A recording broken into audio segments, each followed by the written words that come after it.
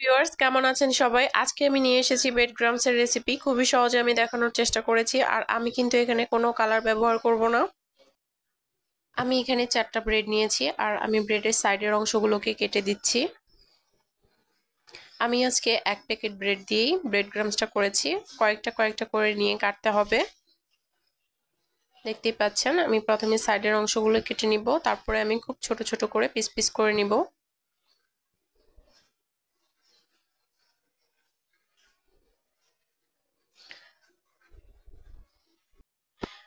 এইভাবে আমি সবগুলো ব্রেড কেটে নিব আর তারপরে ব্লেন্ডারের জারে দিয়ে ব্লেন্ড করে নিব। আপনাদের হাতের কাছে যদি ব্লেন্ডারটা না থাকে সেই ক্ষেত্রে কিন্তু হাত দিয়ে অনেক ছোট ছোট করে ছিঁড়ে দিতে পারেন। আমি কিন্তু সাইডের অংশটাও ফেলে দিব না, সাইডের অংশটাও আমি আলাদাভাবে ব্লেন্ড করে নিব। দেখতে পাচ্ছেন আমি ব্লেন্ড করে নিয়েছি।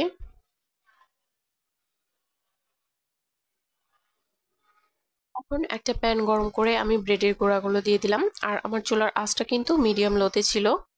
লো অথবা মিডিয়াম লোতেই কিন্তু রাখতে হবে, হাই হিটে এটাকে ভাজা যাবে না, তাহলে কিন্তু পুড়ে যাবে।